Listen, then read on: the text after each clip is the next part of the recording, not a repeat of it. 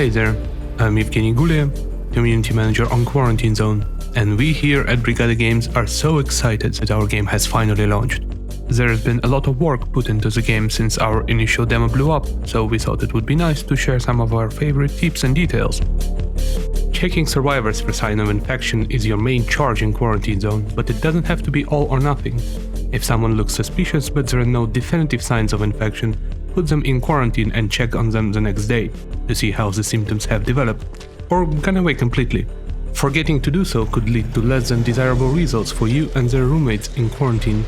The card from the demo proved to be a fan favorite, but was a bit cumbersome, so we streamlined managing the base primarily through the use of tablet. However, we went ahead and left the card in for the players to use and even added a drift option for some fast and furious base management needs. Another tip: be sure to compare the coloration of survivor's skin at the checkpoint versus the photo on file in your tablet. If it differs, that should raise suspicion of infection, assuming they didn't just get a nice tan on vacation. During your campaign, you'll be able to unlock a UV light as a checkpoint that can highlight symptoms that might not be apparent with other tools. Use it to your advantage when inspecting survivors. Plus, it just looks really cool and makes Georgie feel like he's back in the club.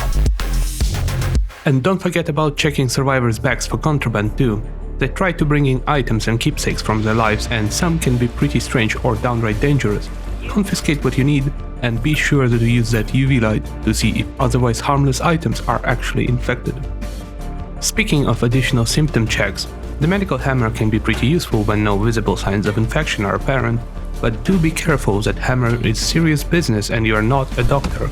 Irresponsible use of hammer could lead to catastrophic results. No one wants to get sent to the liquidation chamber, so keep an eye on survivors you condemn to termination. They could turn on you and the security staff. That's why you're given a sidearm. We've added little side quests to spice up your main goals in the game. An example is the survivor that starts putting provocative graffiti around the base that is causing some unease with the inhabitants. In the side quest, you'll need to track down how they got spray paint and find the responsible survivor and shut them down. We had a lot of fun adding in cameos from some of our favorite streamers and YouTubers from around the world. Many provided their own voiceover in their native language, and we've intentionally not localized them at all to keep that feeling of an international quarantine zone where not everyone speaks the same language.